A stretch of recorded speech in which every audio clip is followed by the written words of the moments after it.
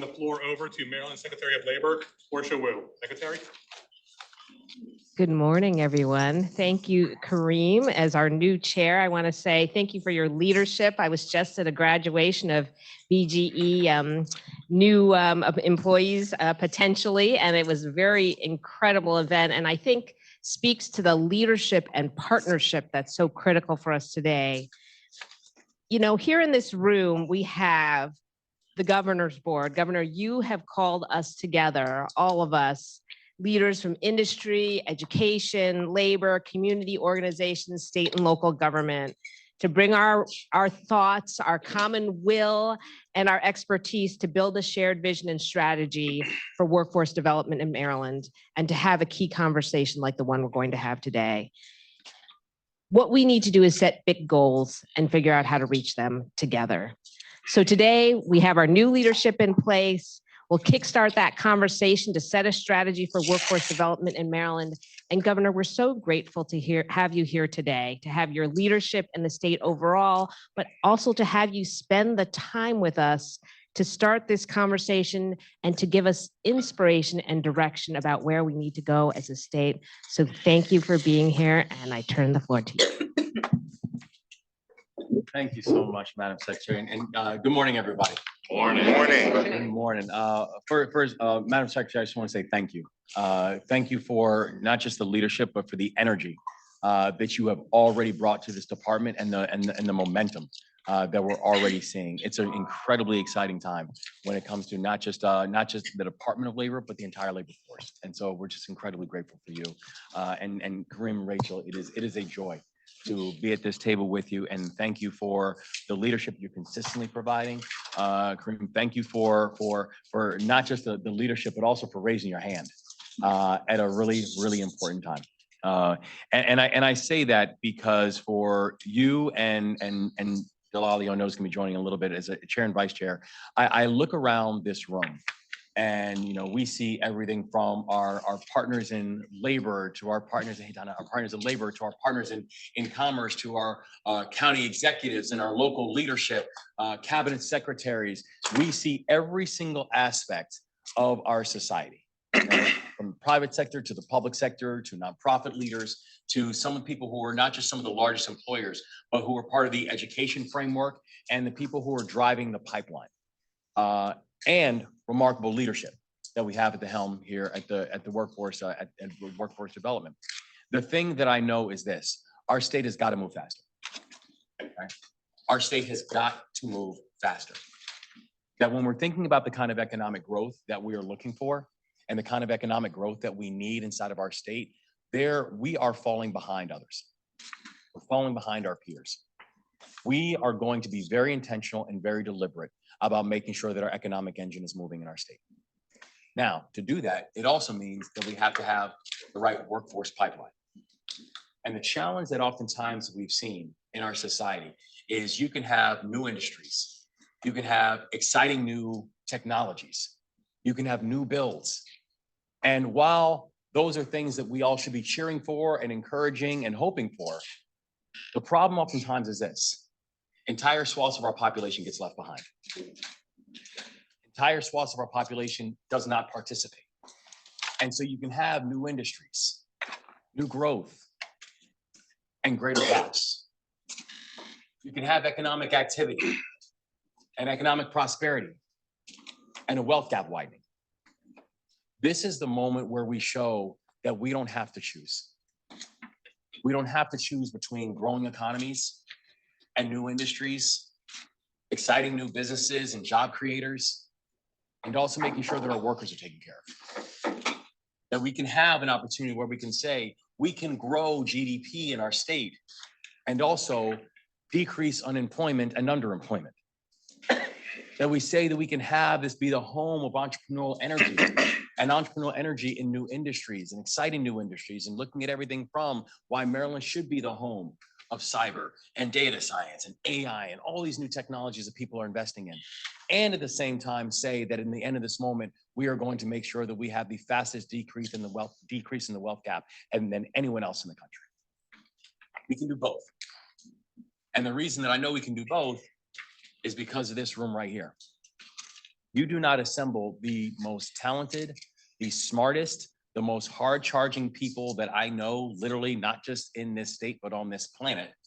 Because there's a whole lot of you who came from all over the place, who raised your hand to come serve in this moment. And that means the world to me. That means the world to this state. I would put this team and I would put this room against any workforce development room in the country. And I dare any governor to challenge me on that. Any of them.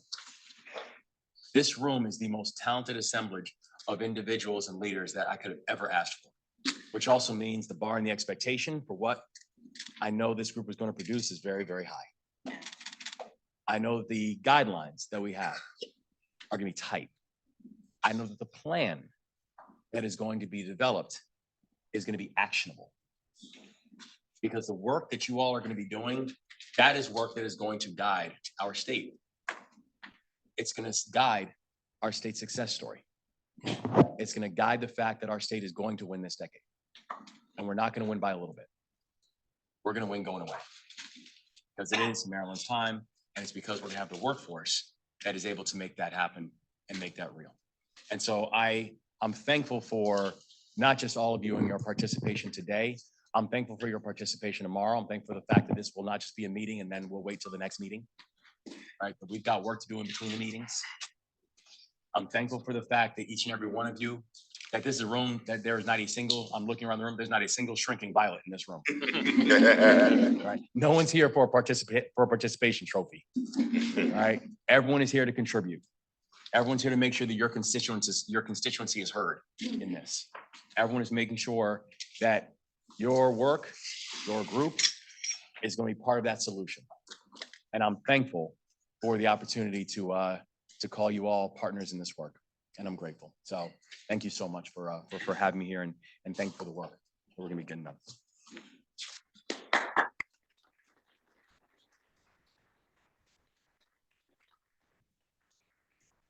So I have the unenviable task of following Governor Moore, which I swore I would never do. But, let me just again say good morning, everyone.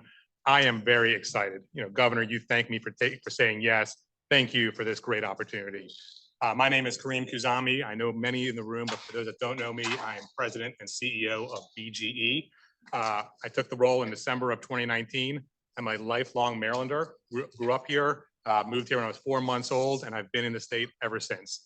Love the state. And one of the things that excited me so much about the role of BGE is the tremendous opportunity that platform gave to make a difference in our communities, in our customers' lives. One of the biggest ways that we can make a difference is connecting people with opportunity. The governor talked about our state, how, and I've heard him say many times, the resources we have. When you look at the institutions we have, universities, community colleges, high schools, VOTEC programs, when you look at the people who we have who want to work, it's a shame that we cannot get more people connected to those opportunities. When I look at this room, I know many faces in this room. I'm meeting some new faces today, and I'm excited to work with all of you. But I know, as the governor said, no shrinking violets here. I know that we're going to put out some very ambitious goals here. This is not a check the box. This is not something for the resume. This is not for a couple pictures here and there.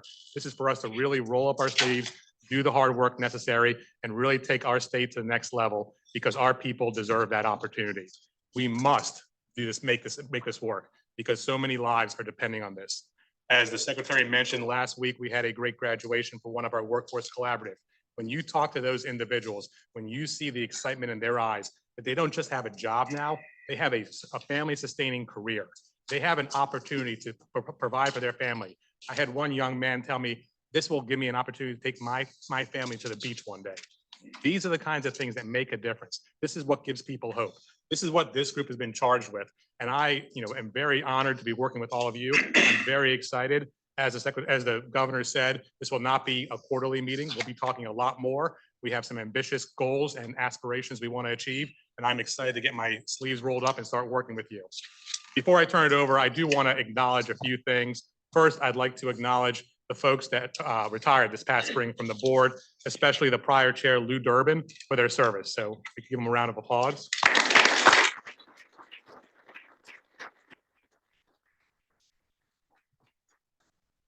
And with that, we also have 10 new members joining our board here. So first, thank you to each of them for taking on the task. And if I could ask each of them to please stand up.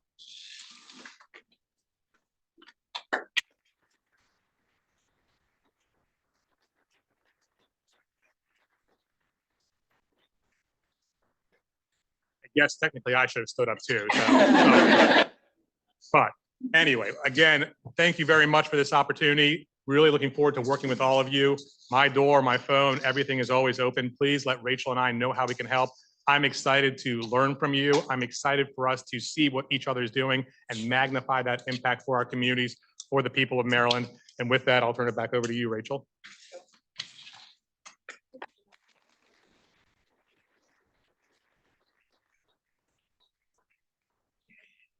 I'll pick one. Thank you. Good morning, everyone. Good morning. Thank you. It is so energizing to be here. I really just appreciate your presence and the work that we're going to do together. I've got to say, I'm about 6 weeks on the job, and first of all, I'm not sure I'm going to top this meeting in the next ones that we do together. But I also want to start by saying how energized I have been these first 6 weeks as I start to get to know those of you around the table and the communities across our state that we'll be serving together. I've already heard so many ideas, so much passion, the commitment that all of us share to really serving the people that are at the heart of the work that we're going to do here together. And I'm just really grateful to have the chance to roll up my sleeves and do this here with you. I'm a daughter of Maryland. I was raised here in Anne Arundel County, and it's really special to be coming home to do this. So thank you for the opportunity.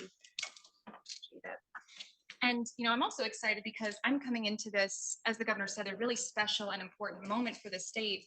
And coming off of 6 years of work at the National Governors Association, where I spent a lot of time supporting governors and supporting boards like this in really reaching their potential, in maximizing their success, and in maximizing the impact that they wanted to have in their communities.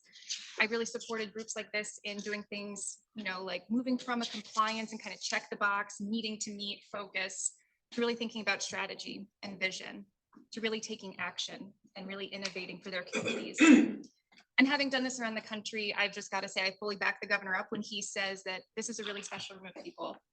There's an incredible set of leaders and an incredible set of expertise and insights and experience around this table. And so I just want to reiterate that I am so impressed with all of you and so excited to work with you in the weeks and months ahead. And thank you for having me. It's just an honor to be here. Thank you.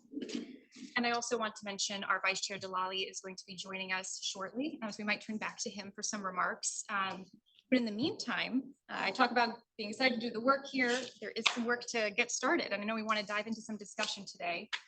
So with that, I'm going to shift gears a little bit and move us into some conversation. And I'm going to kind of pull on my prior work working with states across the country to do this. When you look at state workforce boards like this one across the country, the kinds that really take active leadership like we've been asked to take, you can really boil down what they do and what they do well to three things: vision and strategy, partnership, and accountability. And if we're doing our job right, it should be our responsibility to be setting and communicating a clear vision for workforce development, where we're going, how all of our assets are going to move together into the future in the workforce we want to see. Mapping the strategies that'll make that vision a reality. Building and modeling the kinds of partnerships that we need across agencies, with industry, with community leaders, to make those strategies something that comes off the page and something that's put into practice. And holding our system and ourselves accountable, setting metrics, setting goals, pushing towards them, and tracking our progress, and understanding how we can keep improving over time. And I know some of these roles might not be new. For those of you who have served on this board for several years, some of this might be familiar, and that's a good thing. I think these are roles that we might not have taken as strongly or as consistently over time as we can, and as Maryland really needs us to. And so these are going to be areas, as this new leadership team works to carry the board and our work forward, these are going to be the things that we are really focusing on to level up our work together and to level up the impact that we're going to have. We're fortunate to be doing this now. It's a great time. You heard the governor reference a plan, and we have an opportunity right in front of us to really dig into that first piece: vision and strategy. Thank you. Does everyone still hear me? Is there on audio? Good? Okay. Thank you. I think we're all set now. Is this better? Okay, thank you. Apologies. Okay, well, I hope you guys got the high points. They're on the slide. I apologize for the microphone issue. I can hear myself now too. Great. Okay, well, now we're getting into the good stuff. We're going to talk about our next state workforce plan. I'm not going to go too in-depth for the sake of time today. For new members, we'll do a little more orientation to some of the details of this. But I kind of wanted to summarize the opportunity in front of us and the work that we're going to really launch right into starting today. The same federal law that establishes this board here and in every state also requires us every 4 years to submit a state workforce plan on behalf of our governor. It is our governor's state workforce plan submitted to the Department of Labor. And it's really meant to be a way that we bring together all of the different programs, resources, tools, and really put forth a strategy for the state. Some of you who have been here for long enough to have seen a state plan or two might be thinking of a 400+ page document that has these 5 components here on the screen. Very technical document. You might be thinking, Rachel, you're crazy. I'm not going to get involved with that. I'm not going to mess with it. And Jalali, welcome. Thank you. I'm going to turn it to you here in just a moment, actually, if you don't mind. I'll wrap this part up and then we'll shift gears a little bit. This board's role really isn't to get into all of the technical kind of details, but it is to really focus on that first piece on setting the strategy. We've been talking a lot about that. And this is an area where we're going to be asking more of you. For those of you who have served before, you might be involved in this process in a new way that you weren't before. And we're really going to be asking you to step up and participate in this piece, starting with the discussion we're going to have today. It'll be Governor Moore's first state workforce plan, so we're really going to be taking advantage of this opportunity to deliver it with thought, with intention, with a process that reflects the values of the state and this administration, with our goal being to deliver a real strategic plan, something that the governor and this board and our local partners can pick up and use and really see themselves in, and something that can truly be a tool for action. I'll talk a little bit about our timeline here in a moment for this. And actually, I'll go ahead and do this, and then we'll turn it back to Jalali. So I said we're starting today. We have a March deadline to submit our plan. So this kind of gives you a sense of where we're going to go over the next 6 months. You'll see in these first few months, again, this is just the beginning. We're going to be calling on you, so be ready. We're going to be calling on you for additional working groups, strategy sessions, focused on sectors, on populations with specific barriers to employment and things like that. So we're going to be really excited to roll out our plan and our engagements over the next few weeks and kind of let you know what the roadmap looks like in greater detail. And then the bottom line here for us is in March, we submit this plan, and that's when this board will take on initiatives to start to implement the plan. That might mean things like new subcommittees on the board that focus on specific sectors or populations. It might mean work groups focused on special projects. We'll kind of see where our process takes us.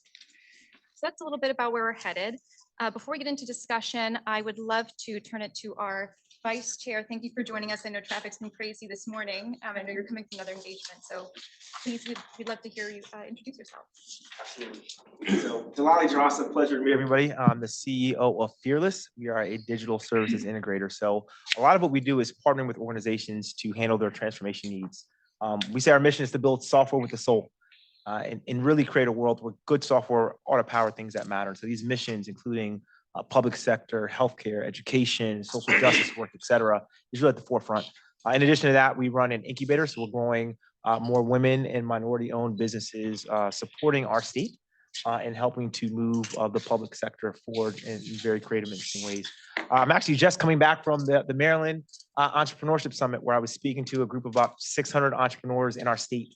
And so for me, when I think about workforce development, I always think about through the lens of technology first. I'm a technologist at heart. And so the ability to connect people to those jobs and that workforce is important, but also is equally important to ensure that whoever we're connecting them to is prepared to receive them. And so that's going to be a big key and something that I'll certainly be pushing for, as well as this path through entrepreneurship. And speaking with all those entrepreneurs this morning, it's pretty clear that that also is a strong workforce development strategy that we ought to employ. And how do we get people to not think about just working in a restaurant, but becoming a restaurateur, or having this services-based economy they have within our region, and really leveraging that and taking advantage of that and putting our folks to work and creating additional jobs. And so very excited to be here, and thank you for the opportunity to come.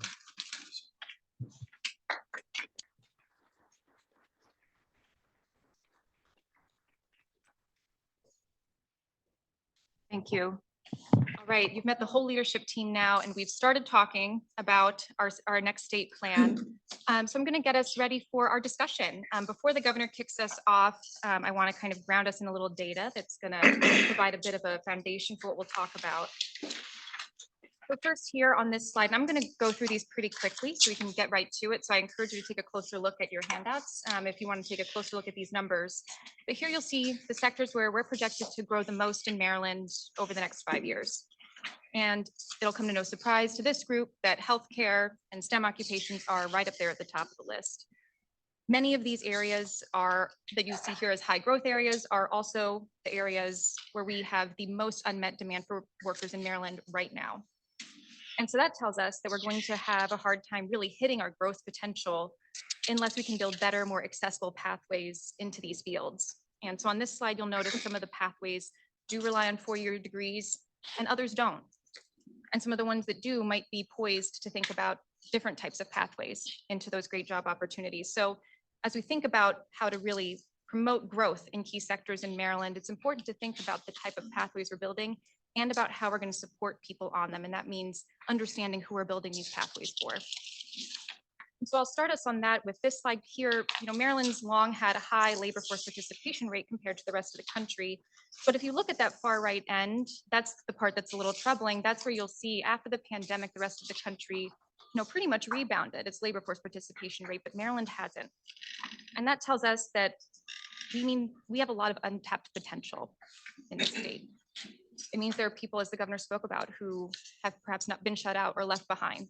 It means that there are people who have been discouraged from looking for work. And when we dig into who that is, who's not filling that gap, we know that this is really concentrated in youth and young adults, in women with school-age children, people with barriers to employment like our returning citizens, people with disabilities. And I could go on. But really taken together, I think these few pieces of data just to kind of get us started point us in two key directions. And one is on building pathways into high growth sectors in the state.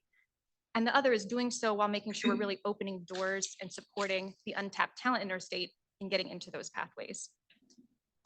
All right, I swear we're almost ready for the fun part, but I do have a few housekeeping things I have to do. We have many people here and we're so excited about that. And we will get to as many of you as possible in the time we have.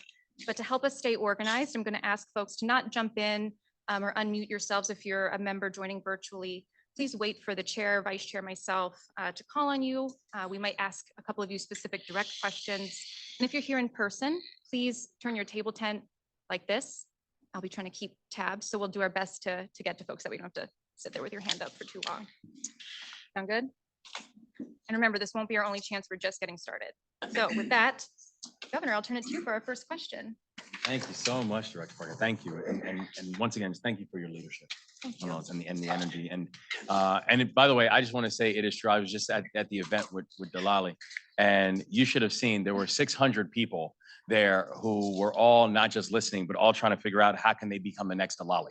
I mean, it's really exciting, not just the wisdom, but also the inspiration that you're giving to all of us. And it really does lead to something that Director Parker pointed out, which I want to highlight. And that's actually on, if we can show the slide 7. Oh, sorry, it's okay. So for slide 7, the thing that I want to point out with that is this.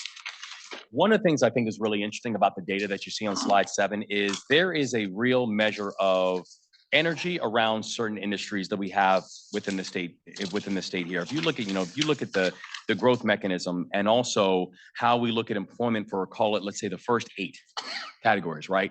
It takes up a lion's share of not just growth, but also growth measurements that we have for certain industries. The challenge, and this goes back to something that we see here that shows itself on slide 5, the 2 slides up, sorry. Red and the yellow. There you go, sorry. There is a challenge between understanding that slide and this slide and how those 2 slides exist in the same ecosystem. Right? That as we said before, I mean, unfortunately, you can't look at those 2 slides side by side and not come to a conclusion that as a state, we are asset rich, but we're strategy poor. Right? That's what those 2 slides side by side tell me. And our ability to be able to really not just monitor, but invest in a way that reflects slide 7 is a way to do it. Because frankly, if you look at our state's balance sheet, if you look at our state's push, that balance sheet does not reflect slide 7. Right? The balance sheet kind of shows an even spread, but it does not show a targeted investment. That's where we need to get to, where you're going to actually watch the kind of growth that having the kind of industries that we have here in the state of Maryland, that it would actually justify, right? And when we're talking about workforce, and so this does lead to the question. The question around that data dump was this. We've made in our first months, showing that this idea of apprenticeships, this idea of workforce is going to be and will continue to be a priority for the administration, needs to be a priority for the state, right? Additional $5 million towards apprenticeship programs, having that goal of where we're going to have over 1,000 new employees with registered apprenticeships by 2025, creating the first ever in the country, the first ever statewide service year option for Maryland, where Maryland now has an option for our high school graduates to have a year of service instead of necessarily going on to whatever type of destination, to give them a year of experiential learning, to give them a year of job training, skill set building, a year of service and a year of connection, right? Also being able to say that we have some of the best four-year colleges in America here in the state of Maryland, something we're very proud of. And at the same time, not every single one of our students need to attend one of them in order to be economically successful. And I say that with love, with all of our higher ed leaders here, Dr. Rai, with love toward all of our higher ed leaders here, not every one of our students needs to be yours, right? How do we create these pathways? And so the question that I would then ask is this. Each and every one of you have been in this work and been in this space in different ways. Throughout your careers, you're in this work and you're in the work right now. What are some of the things that you have seen that have served as really good, best models for how we're creating workforce pathways? And frankly, just as interesting and just as important to us, what are some things that you've seen that we're doing right now that are just not working?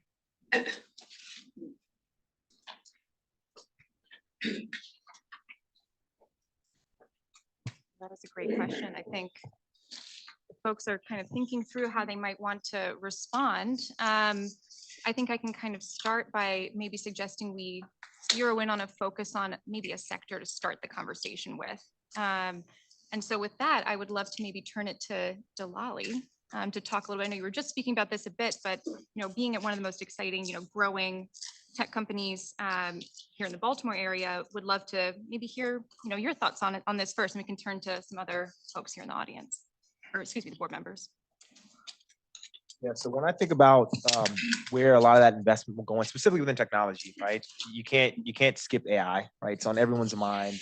Everyone's thinking about how AI, generative AI in particular, is going to transform our world altogether. And so yes, there needs to be investments there, but there's a long path before you get there for so many that we tend to skip over.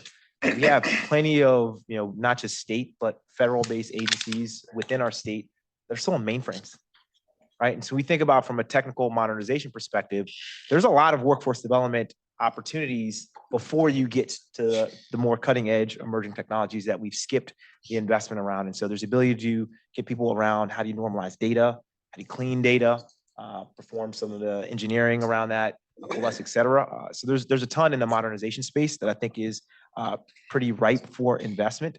As I mentioned a little bit earlier in my introduction, more effort on the organizational side of that, and how do you catch the folks that are needed in the workforce, right? So you can spend all of this money and investment and time and energy ensuring that someone has an opportunity for a job and they get there and the culture is toxic and they want to leave the industry altogether, right? And so the care that's provided within organizations to help ensure that there's an active pathway, I think becomes incredibly important.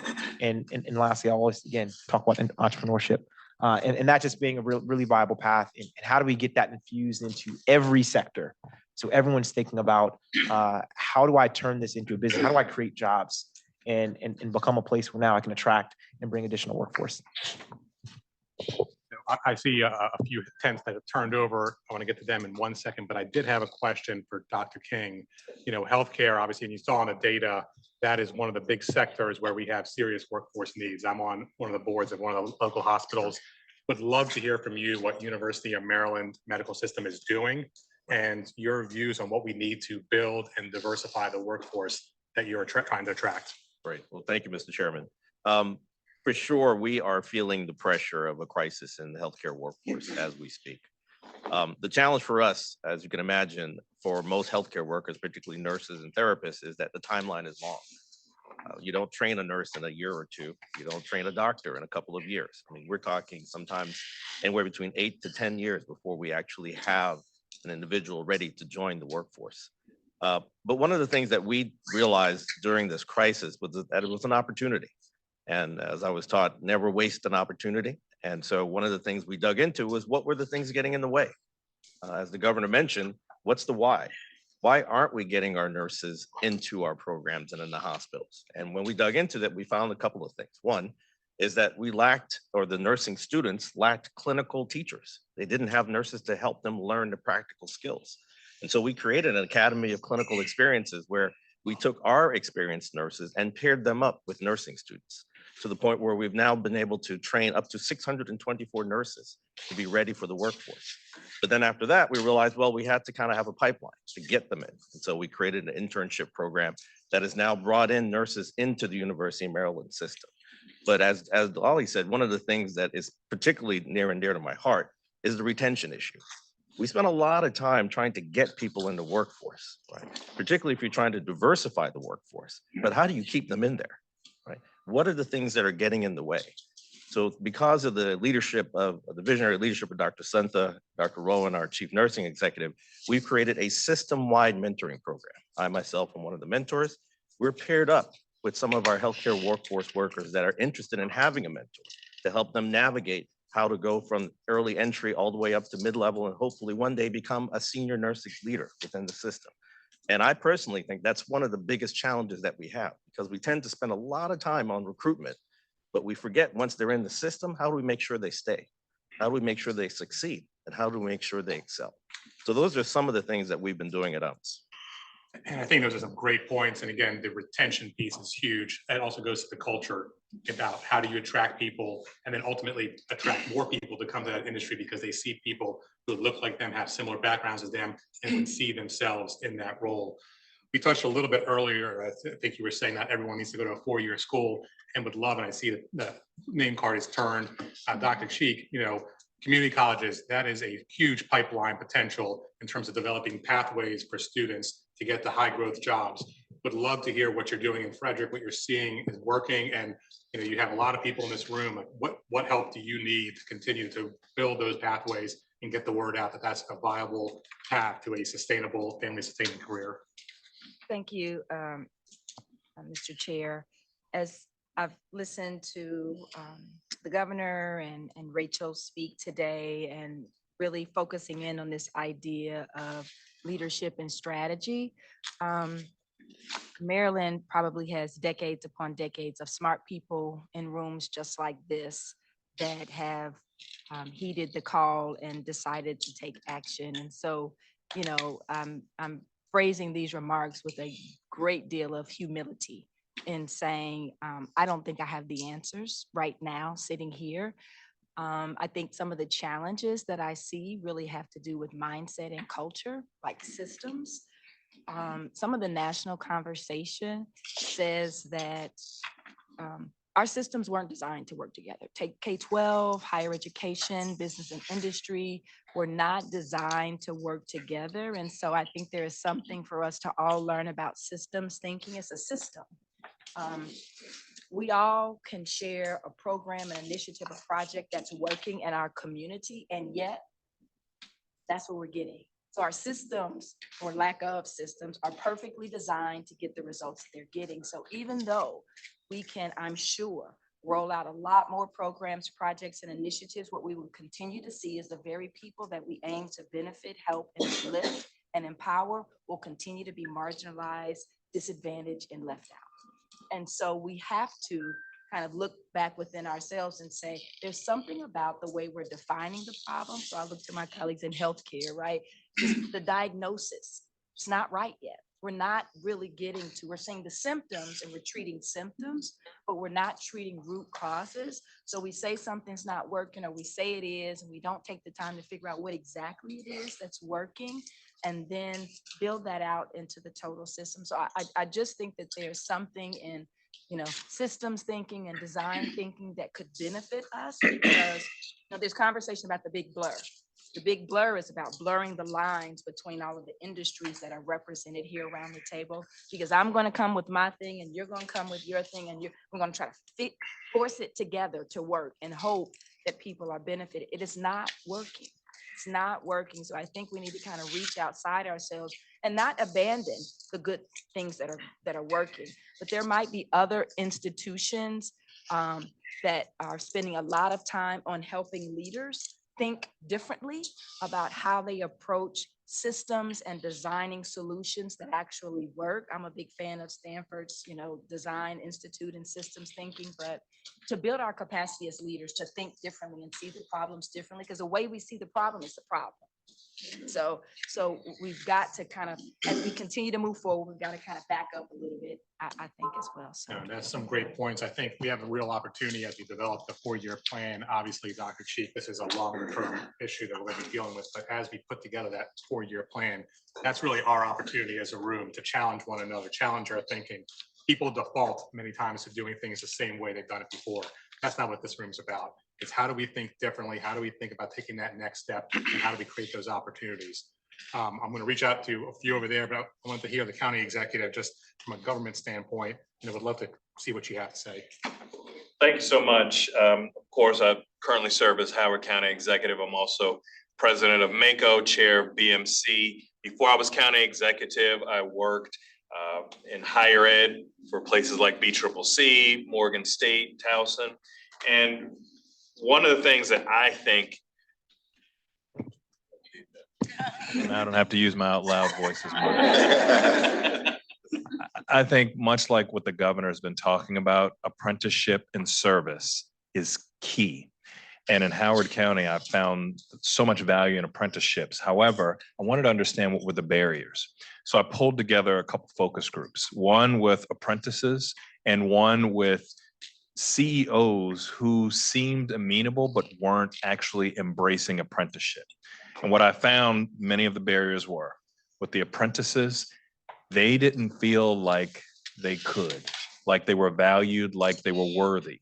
And until we could turn that switch, we couldn't get them to even consider an apprenticeship going into an industry that would help wealth building and wealth creation. With the CEOs, we found that there were some CEOs who thought it would be too difficult to bring in young or inexperienced people. And so they'd rather continue to try to recruit folks who they had the experience, and then they'd be in a war, they'd have them here for a few years and they go to the highest bidder. They thought that the apprentice would be too challenging. Also within their organization, even if we got the CEO on board, we had to get the hiring manager on board. Then many of you know there are different panels of people who make these decisions. So the various middle level managers, and then finally, the point made earlier about a toxic environment, making it so that some of these apprentices who were coming into these new environments had a positive environment that didn't turn them off. And so I think if we work on addressing a lot of those barriers and then increase the number of apprentices and apprenticeships, that is the pipeline to really juice up our workforce, frankly, now and into the next generation. Thank you. And before we get to some of the other ones up here, I do want to stay on this apprenticeship point for a minute, because I know that's certainly going to be a focal point of this plan we put together. And I'd love to hear kind of from a business perspective. I know Jessica Menti with Royal Farms, I know you've really been leaning into this. And we want more employers to lean into this. So could you tell us a little bit about kind of what you've been seeing as a business and kind of what made you make the decision to invest in apprenticeship? Yeah. All right. Hello. Can you guys hear me? It's off. Just kidding. There we go. I have a pretty loud voice naturally anyway. So yeah, so Royal Farms, we consider ourselves, right, part of the food service and hospitality industry. And I think those industries traditionally do have a reputation of growing their internal talent pipeline. You know, we are, I think, famous for taking an entry-level worker and then giving them the keys to run a multi-million-dollar business, right? And treating them as business owners. Growing up, I always think about like going to McDonald's and you would see the poster that outlined the different salaries that you could make as you grow your career. And it says over X amount of time, make $100,000, right? And so being able to see that career path or that ladder and what the end goal looks like. And, the apprenticeship program really does that. It breaks down the steps of, this is what your career, your skills and your training are going to look like. And this is what the end goal is. So, we're starting with the end in mind.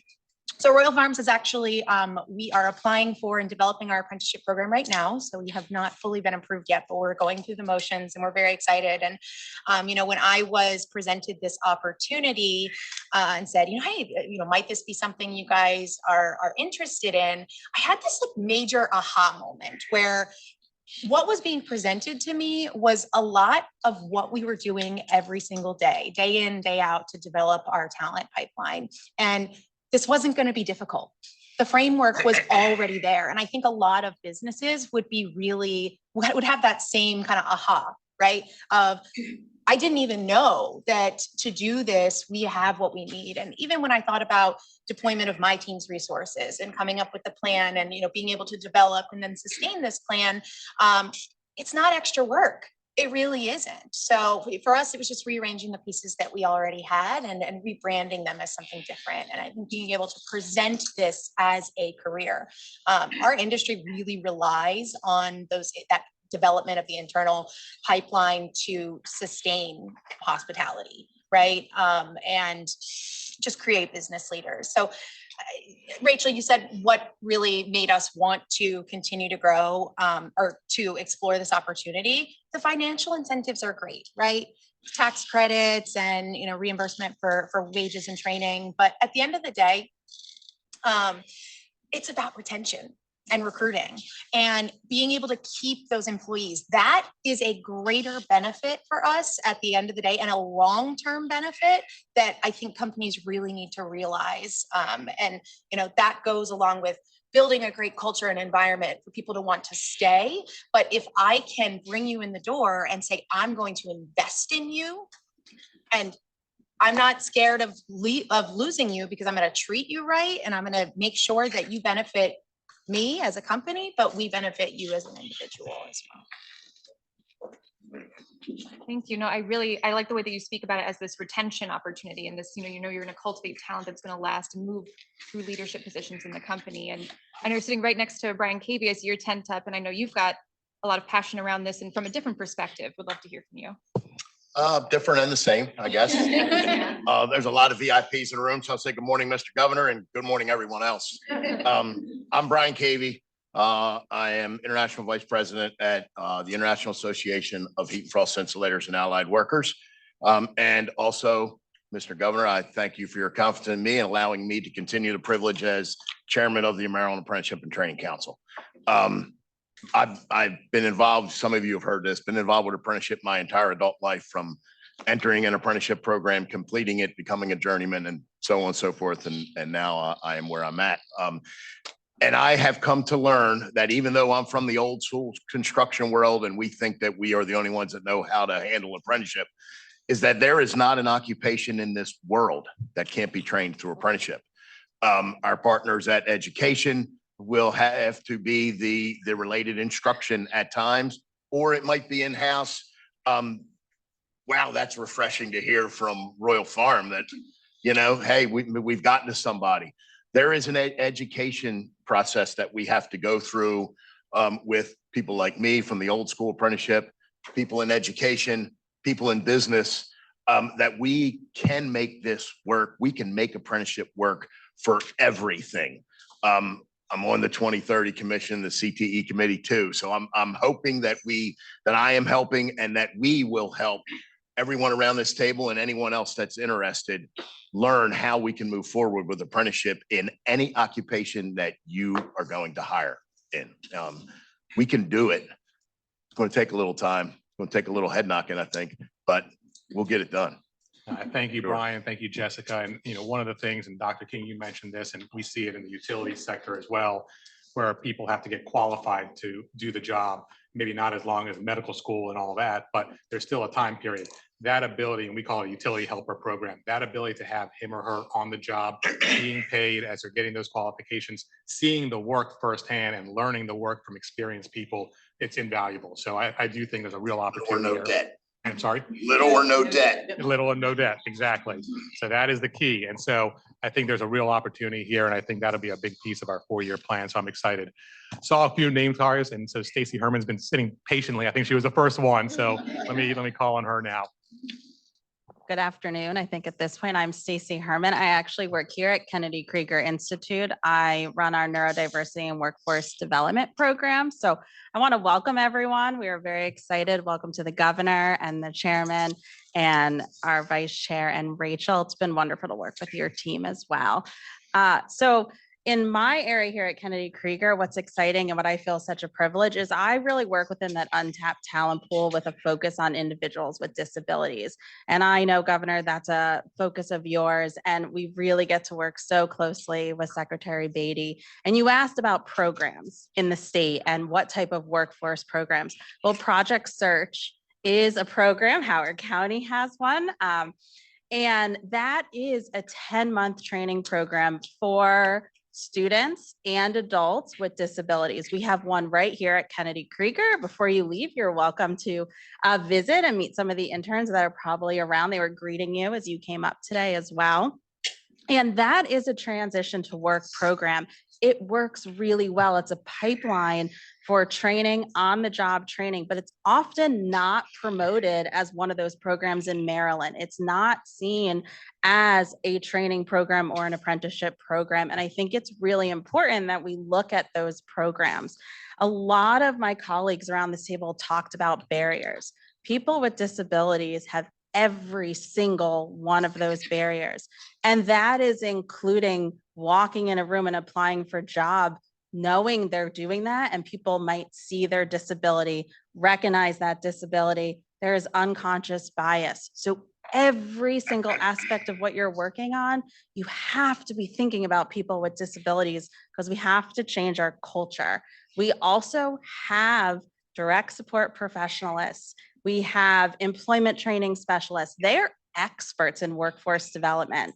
They are really untapped in this expertise, and they're an area where we could really talk to and learn from, and you can recruit from provider agencies across the state. So there is so much opportunities when you work with organizations that work with people with disabilities. So really hoping that through these conversations, we can weave that into every aspect of this plan. And I think, Stacy, you bring up a good point. You mentioned disabilities, the barriers. That is true for a lot of individuals, and that's going to be a key when we think about our 4-year plan. How does this group find ways to overcome those barriers and to connect people with opportunities? Marty, we talked a little bit. I think you might be in 50 states now. I'm not sure. Vehicle for Change has done fantastic. So would love to hear from you about some of the things you've seen. Yeah, I hear people talk about retention, and I've talked to a number of folks here, and I was actually talking to David Cordish yesterday about Maryland Live and the thousands of openings he has. And, we've been working on transportation in the state for 24 years, and we've never solved the issue. And my point is, until we solve the transportation issue, we're never going to solve generational poverty. We can't get people to the job. So we can have as much training as we want. I always say, and I've said it in this meeting several times, we can go down to Cherry Hill and give everybody a PhD. Guess what? Nobody's going to work, and they're not getting out of generational poverty. Public transportation doesn't work for single moms with children because they have to get to daycare. They got to get home at a decent time. So if you're a single parent and you're trying to take care of kids and you're getting home at 8 o'clock at night because it took it 2.5 hours to get home on public transportation, you can't function. And we wonder why we have kids running the street and why we have crime. Part of it is because parents aren't there with their children to take care of them. And so until we solve the transportation issue, we're not going to solve the problem of generational poverty. We're not going to solve the problem in retention and a lot of issues. The Able Foundation did a study a couple of years ago with great training programs that are doing great work. And they said, can you expand your training program? Can you train more people? Yeah, we can train them. We can't get them to the job. So we've got to have a focus on transportation, and it's got to be across the state.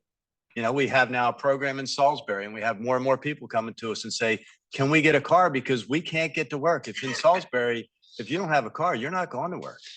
And much part of our state, you're not going to work. So we've got to have a focus on transportation. It's got to be out of the box. I hate that term, but we've got to think out of the box and how to do it and find a way to get people from their neighborhoods to the job. We worked with one of the healthcare institutions. We had put a van pool program together, but we didn't get the grant. And there's a way where there's multiple jobs in one location. We have folks living in impoverished neighborhoods that we could get there. We've got to find a way to get them there. Marty, that's a great point. I think we were talking earlier, not only having a car, but even another barrier that we see a lot, and I see it in my industry, is even having a driver's license. So when you graduate, to work at BGE, for example, you need to have a driver's license because you're going to drive a truck or a car or what have you. Many kids don't have that, and that's a barrier for them. So identifying those barriers give you the opportunity to mitigate it. So what we did is we included it in our high school internship program. We have driver's ed, we provide them the car to get their hours, take the test, and then actually pay for the test for them. You know, in terms of public schools, is that an opportunity for us to get driver's ed back into some of the public schools? Some have it, some don't.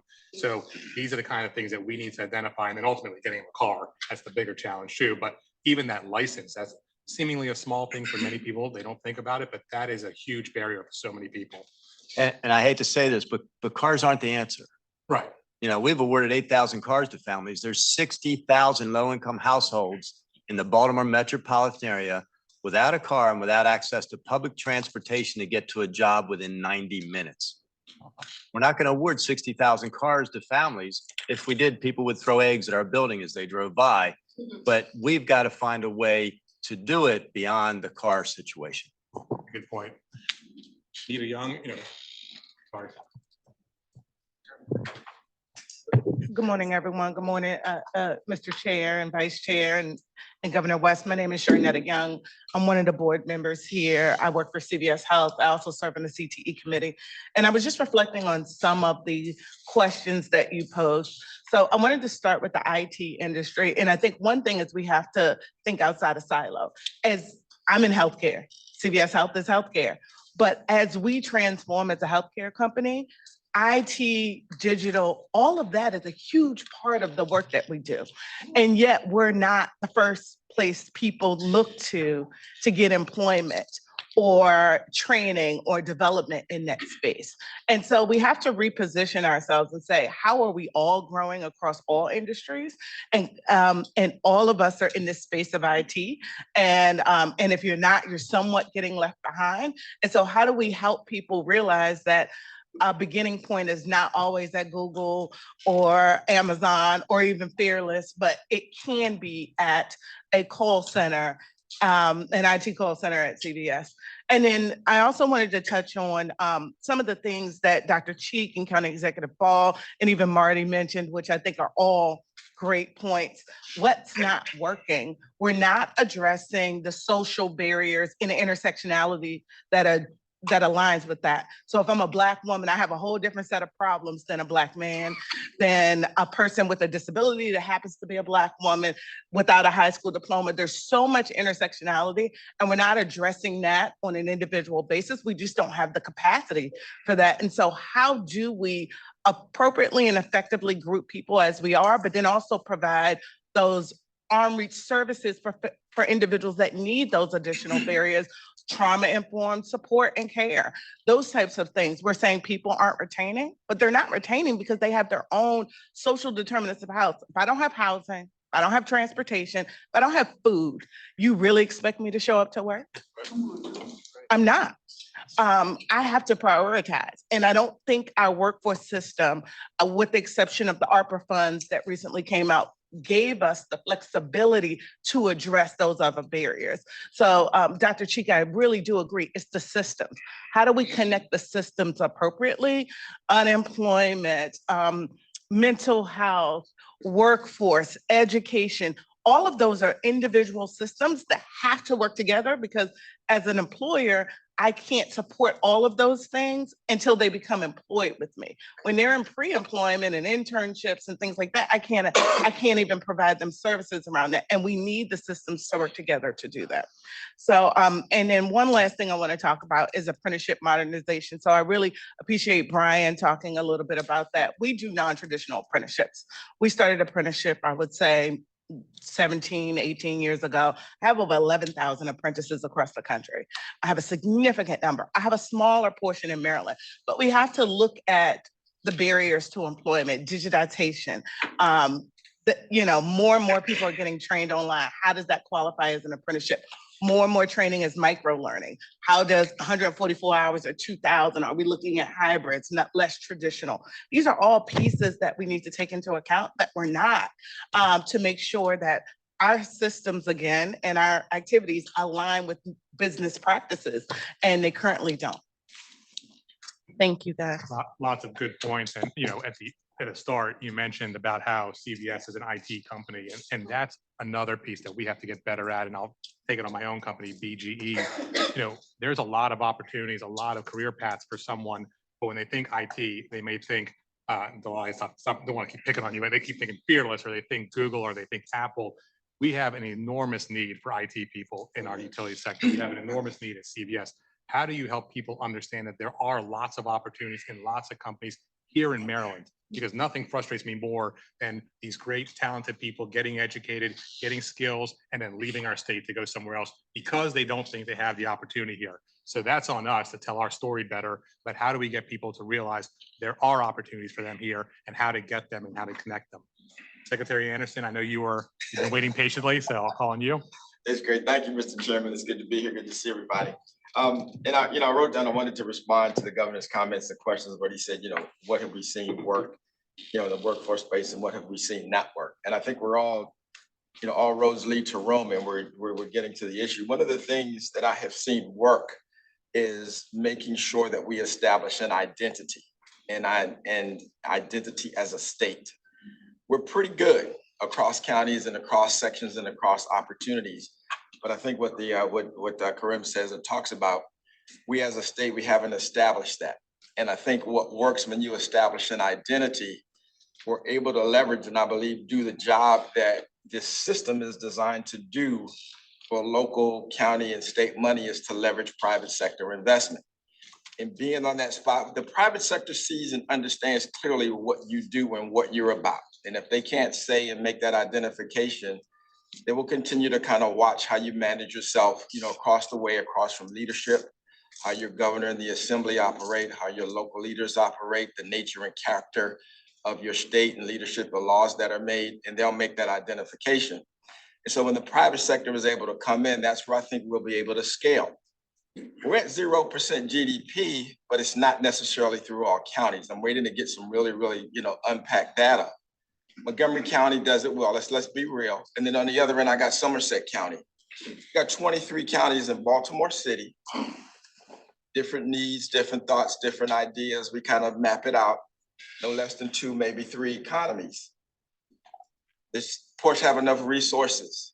Do we all have enough resources with different challenges to do it? But the way we get that needle to move is to make that identity and to establish it, and we have to scale. And again, what doesn't work again, and this is where my esteemed colleague kind of gets it right, what the systems are designed and what I believe we have to work hard at, and the governor's pointing his finger to do, is to make sure we work together as a team. And in the investment space, we call it, don't sprinkle, you have to scale. Okay, we got 23 counties in Baltimore City, and Madam Chair, our system is designed for us to advocate for necessarily for 23 instead of 1. Or for 23 instead of a regional opportunity, or for 23 instead of some bigger and best opportunities that can maybe scale and get this 0% to be able to expand our economy. What's in the bottom of that is it's a natural, I think, tendency, the way that system operates is to say, yeah, I'm all for, great economic growth, but at the end, what is it for me? If my wonderful embarrassment of riches as we have as a state in AI, aerospace, quantum, cybersecurity, what we're leading and what we're the leading research opportunity. We have the largest percentage of research that goes into R&D in the state of Maryland that's anywhere. That's where we have these riches. If it's not getting to Somerset County, what the hell is it for me? And it's all about maybe those who are leading it intentionally, maybe doing it, and they just don't care. So I'm just kind of giving that an opportunity about what we've seen work and what doesn't work. What doesn't work is if we end up in the unintended consequences to leave some behind, is to leave those behind. And in order to be able to do that, I think we have to gather and really work and talk about it, make sure we scale that opportunity, that we can weave that thread through the entire economy and to be able to see that. Just a quick thought, just to try and answer your question. You said what we've seen or what I've seen that works and doesn't work. And there's systemic issues. There are also very much, pieces of it. Secretary Wu and I are on the circuit. I don't want to go on too long, but we know it. It's housing, transportation, infrastructure, making sure we leverage our properly aggressive climate goals and climate needs. Karim knows every business that we talk about, they say, Kevin, where are we going to get the power? How are we going to be able to load up? Do we have the grid? I got to get Karim to come in the meeting because the governor and I are going to be dragging everybody across the country to Maryland. So I just wanted to say that. That's all. I'm sorry to go on for so long, but that's just some of the thoughts that I'd offer. I'm not sure I'll comment on that last power piece, but I think we are willing to meet with anyone. So no, I would say, lots of great points there. And, there's a lot of competing priorities. And so when you stare at it, so you take the power, I'll mention that as we move towards decarbonization, that's going to have an impact on affordability. How do we handle that and still attract people and give companies the ability to keep hiring people? You look at our investment plan that we have filed now, it's going to create 72,000 jobs, but that plan needs to get approved. So these are the kinds of things that we need to keep our eye on as a committee, all the different competing aspects, all the different goals that we have for the state, make sure they all work together because they're all achievable. But how do we put them together? And this is where that 4-year plan, how do we create a real all-encompassing plan, not piecemeal and try to fix. And I believe it was Dr. Cheek that mentioned, kind of put Band-Aids on things instead of getting to the real root cause of the problem. That's what we have to do as a committee. No, I think that's very well said. And I'm really, excited about how much this conversation is already really centering the people that we're seeking to serve and what they're really facing. And I want to make sure before we have a few more minutes for discussion. And I want to make sure we hit on a couple points, thinking back to that data at the beginning and thinking about the big major categories of kind of who's left out, who's not coming back into the workforce. I want to make sure we touch on returning citizens and justice involved youth and youth and young adults in general. So we'll start Secretary Schiraldi with you, and then I'll tee up Myra and Kirk after that. That's kind of a layup right there. I tried. I'm so excited by this conversation. I thought this was going to be 2 hours of my life I was never going to get back. I'm so glad you feel differently now. So the bar was high. Jumped over that. Happy to overexceed. So, in my system and in Secretary Scruggs' system and Secretary Lopez's system, we have tens of thousands of young people who are having a hard time getting from here to there. And it's not just, as you said, Mr. Schwartz, physically getting from here to there, but even if they are at the front door, they actually can't just do an apprenticeship. They can't just go to college. And we've got a bunch of kids in your college, but they've got enormous supports wrapped around them.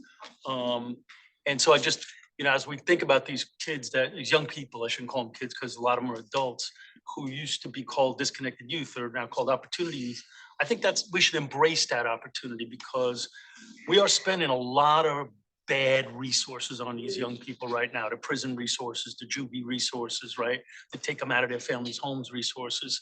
And we're not getting them to full participation in the workforce, whether that's for some company or our entrepreneurial stuff, because these kids got mad skills. It's not like, it ain't about being stupid, but the pathways just aren't there for them. So as we think this through, as to how we could turn that red line up, these tens of thousands of young people are disproportionately not engaged in the workforce.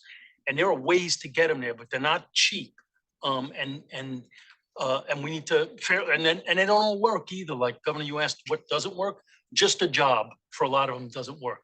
Because they're not on third base and they just need 90 feet to score runs. They're still in a dugout, a lot of them. And so as we think it through, not that everybody needs a program. Sometimes you just need a damn job, right? But but some of them need a program. They just need supports. They need the cohort. They need buddies. They need, people that have been there because they're not surrounded by a lot of people for whom the world of work is successful. And some of them just don't have any hope. They really don't think they're going to make it to 21. So why should I delay gratification by going to school or working at a front end job? I can pick up some cash right here. And I don't have much of a future. So I'll do this now. And but on the other side of that is the opportunity is if we can start having groups of young people that are in our respective systems, and some of them are not, succeed in those communities, and their friends and colleagues and neighbors can see that, then I think we really can flip a kind of bad situation that's going on in a lot of places.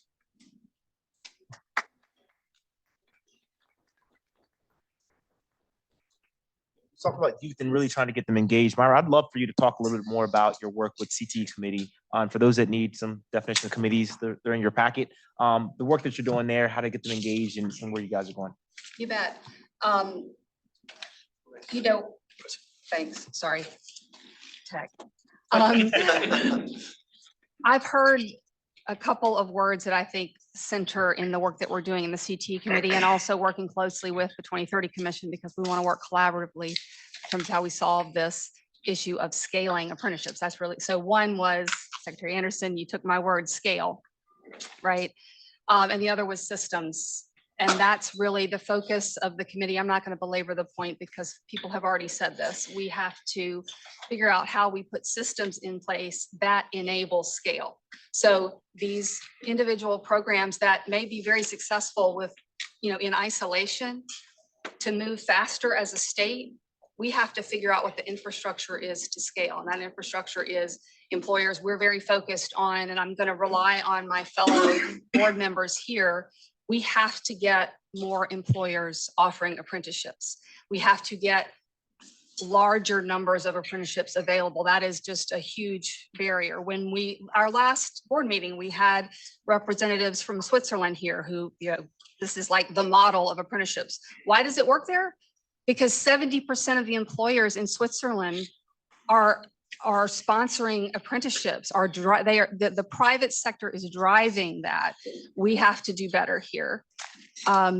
We also have to show it in the work we're doing, focused on high school students, but this translates to all people. We have to create more visibility in terms of what is possible for an individual.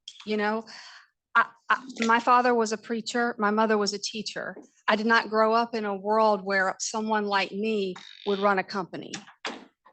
And that is everywhere. We have to show people what is possible. And we have to make that visible so that our apprentices and potential apprentices can see themselves in jobs. So that's the work that we're doing in the CTE committee and with the 2030 Commission. How do we drive much greater scale employer demand for apprentices?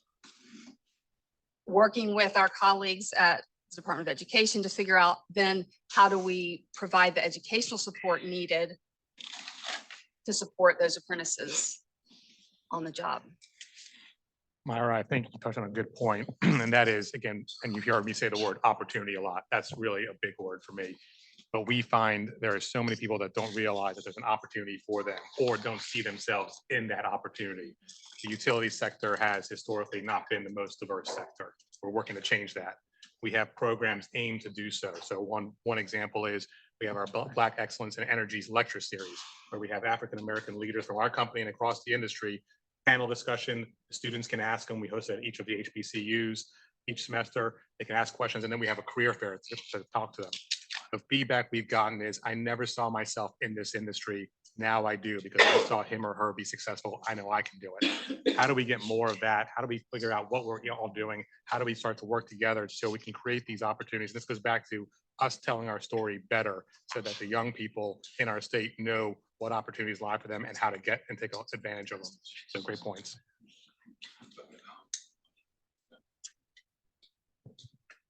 And along those lines, and actually, Secretary Woods, I just want to throw this out to you as well. Thinking about again, when we talk about one of the assets that our state has, our state is so blessed that we have literally the highest concentration of military installations that of anyone else in the country. This is the highest population on a per capita basis of people with TS clearances. You know, you have a group, but oftentimes it's about skill set translation. It's about how exactly can you take what my MOS was in the military to translate into different occupations that are hiring and seeing how those connections can be made. Can you talk a little bit about what we're seeing in the veteran space in the state? You read my mind, Governor Moore. Actually, it was after your speech at Mako, I was thinking a lot about we are asset rich and strategy for us, especially when it comes to the talent pipeline that the Department of Defense has pointed to the state of Maryland and the research and development investments that they make. We're in the top five of all states in the country for research and development investment. We're number one for DoD research and development investment through academic institutions, right? So they have brought a talent pipeline to our state. And when those service members take off the uniform, well, they're coming out of, you know, the biotech industry and advanced communications from Fort Detrick. They've got cyber skills at Fort Meade. They've got aerospace skills coming out of Pax River and Indian Head.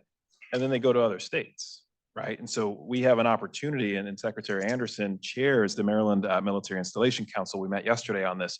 We have an opportunity to commercialize the research and development that comes out of those 14 installations, build industries right here in the state, and then get that workforce that the Department of Defense has trained. We didn't have to invest much of anything in their development. Get that workforce to stay right here and to power our companies that are being created and founded here. But I think to your other question, Governor Moore, there is an opportunity for us to look at the skills that people develop while in uniform and see what we can do to fast track certification and credentials in that space. So the number of truck drivers that are produced by the Department of Defense, do we have an opportunity to provide, you know, a CDL license to that individual in an industry that is critical and has critical shortfalls? Our nursing talent coming out of the Department of Defense, do we have an opportunity to recognize those licenses and encourage folks to recognize the skills that have been picked up during military service and attract all that talent from across the country, hundreds of thousands of people per year that we could be looking at and making Maryland a destination for them. So I think we have a great opportunity there. Thank you. And I mean, I just want to point out, you know, we've heard from a range of sectors. We've talked about a number of barriers that different people in Maryland are facing to accessing the great opportunities. And we've talked about how to better message and communicate and share the opportunities that do exist as we build them and help people really connect to the opportunities and seeing themselves in these careers. And I think, Governor, hopefully this conversation has given you kind of a sense of the caliber and the diversity of perspectives that we have around the table. I know we didn't get a chance to hear from everyone today, and we are on the clock a little bit. You know, we do have to be sure to wrap up on time. So, you know, with that, I want to make sure we kind of bring this all together and then talk about where we're going next. But first and foremost, Governor, I'd love to offer you the opportunity to share any closing reflections or observations about anything that you heard today. Thank you so much. Well, one, again, thank everybody for the ideas, the thoughts, the contributions, for the work that you're already doing, for your willingness to share the things that are working. And also, like I mentioned before, your willingness to share the things that are not. You know, one thing that was really important as we think about this is if everything is a priority, nothing will be a priority. And so we've got to be very clear as we're thinking about this next phase of workforce development. We're thinking about this next phase of economic growth. Where are the priorities, and prioritize them, right? What are the things that are not working, and stop doing them? Where are the areas that we are not going to be competitive, and stop trying to compete? And what are the areas that it's ridiculous that we keep on missing layups on this one because it is core to who we are, but somehow think that we can underinvest in it and just take it as an underappreciated asset, right? Now, all that insight is going to be crucial as we're thinking about the game plan going forward. And it is happening at a time when we know that there are a whole lot of things and there's a measure of dynamism that we have to be cognizant of, right? Understanding this dynamic where Maryland right now has the lowest unemployment rate in the entire country. Yet, if you're talking to people around this table, do you all feel that? Right? There's a disconnect. right? That we can say that we've had 5 straight months of historically low unemployment in the state of Maryland. But you talk to people around the table, do you feel that? Right? There's a disconnect. So we've got to be able to approach it, especially as we know that there's, you know, as there are headwinds, and Secretary Wu and I were just talking about headwinds that could approach as early as Monday because the federal government and the Congress can't seem to put a budget together. How we can move with intentionality to be able to address these things in a really concerted way is going to be not just important, but this group, you all are going to lead the charge. You all are going to help put together the plan, and then you're going to be the ones who are going to help to execute it. So I could not be more thankful for all the time and energy and the push that you're going towards making sure that everybody in our state can be seen and can benefit from this next moment. And thank you, Governor Moore, and thank you for coming today. And thank you all for taking, heeding the call here. You know, I'll just say a few things. Obviously, great discussion today. You know, as the governor mentioned, we heard from so many different sectors, so many different areas, and we started to see some common themes come out. The discussion was great. Let's be clear. This is a group that's going to take action too. So it's not just going to be a quarterly discussion. We have a plan we're going to put together. We're going to have some real goals that we're going to set for ourselves. You know, as the governor said, we're not going to try to boil the ocean. We're not going to try to solve every issue. What are the big priorities? And let's pick 2, 3, 4 of these and really go after them to make a difference. That will create that momentum so that the next plan has more, and the next plan, and the next plan. This is a long-term journey, but we've got to start today. And so I really am thankful for everyone in this room, thankful for you being willing to roll up your sleeves, you know, really get to work here. I am excited. I'm really am excited. This is something that's passionate for me, and, you know, anything we can do to help, and look forward to working with all of you. So thank you. Thank you again, Governor, for joining us. I know you've got to run for a tour of Kennedy Krieger here in a few minutes. So we will have a few more business items to wrap up. So board members, we're still here for a little while. Thanks, you. I'm being kicked out to do real work today.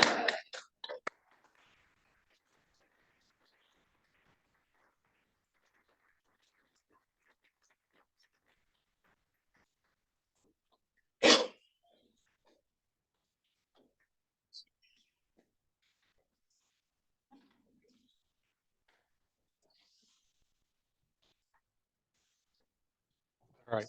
Hey. Go for it. All right. Well, I want to offer Delali, did you want to throw some closing remarks here too? That's a closing remark. So first of all, I heard a lot of references to tech workers and then fearless in the same sentence. Don't get them from fearless. Let's agree on that now. If you need some help, we'll help you out in that area. But I'm thrilled and excited to be a part of this committee. The work that we're going to take forward and do is incredibly important. We may come to this room and we're going to duke it out, but ultimately it's to get to the right solution. Again, to really think about the system and how we correct it. And everyone here has a particular perspective that we're going to bring to the table. But there are going to be investments. The governor just talked about that. And so that means that there may be things that pop out that they may not be your industry, and you're going to want to, you know, kind of push and fight for that. But ultimately, once we put the plan together, it's up to all of us to help execute it, right? The entire state gets behind the plan. So I just kind of encourage you guys to lean in, bring your thinking caps and also your execution caps once you get to that point. All right, well, thank you. So we do have one business item that we need to approve, and that's the June 7th meeting minutes, which were circulated to the board via email last week. So I would ask now, do we have a motion to approve the June 7th minutes? Do we have a second? All in favor? Aye. All right, thank you. The meeting minutes are approved.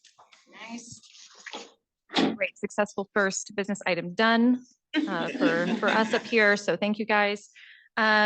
In a minute here, I'm going to ask my colleague Darla Henson. If you haven't met her, by the way, Darla's amazing. She's been with the board 35 years, and she's the reason I'm still standing at 6 weeks in, along with other fabulous members of my team. I'm going to ask Darla in a moment to let us know if there's anyone we need to account for, check on for virtual attendance. But before I do that, I'll talk a little bit about kind of where we're going next with the plan, just to kind of orient everyone where we're really, what you can expect from us coming out of this meeting. We will be conducting a survey in a couple weeks, and I know that it's an ask on your time, but This is really going to be our opportunity to hear from you about how you want to engage in some of the strategic planning activities over October, November, December, whether you want to be digging in on sector-focused conversations, whether you want to be really focusing on some of our discussions around things like apprenticeship that we talked about today, some of the barriers to access we talked about today. That's going to help us kind of build out the right process to really leverage all of the expertise and insight that this group has to offer. So be on the lookout for that. For new members, I know we kind of like blew right through some of the high level kind of what are we doing here and how does this group set up and what are we tasked with. We'll be offering more in-depth orientation, and returning or continuing members, I welcome you if you'd like a refresher. We'll be sharing more information about that soon. Of course, the strategy workshops we've been talking about, really starting to actually dig in. So, today we had a very kind of far-reaching conversation, a lot of sectors, a lot of topics. These will be the places where we'll get to really kind of zero in on a topic at a time or a sector at a time, because that's really where the rubber is going to meet the road when it comes to getting a plan that we're going to be able to take and use. I also wanted to mention National Apprenticeship Week is next month, or 2 months, November 13th to 19th. You have a flyer in your packet. We encourage you, if you know of any individual or organization who'd be great for a nomination, to please go ahead and nominate them by October 1st. That information's available in your packet, and we will also be reaching out to you to share opportunities to engage in National Apprenticeship Week, whether it's to learn more on behalf of your company or to share what you're already doing.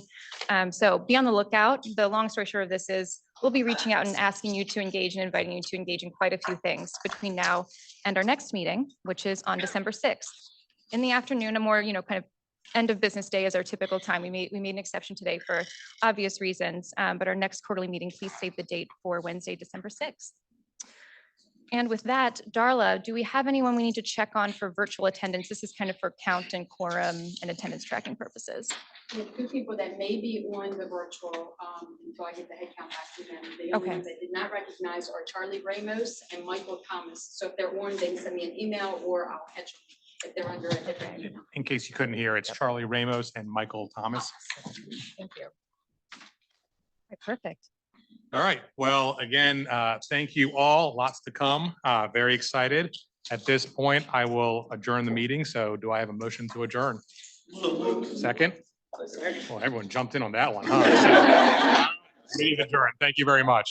If you want to hang out and have coffee, we'll be here till 12.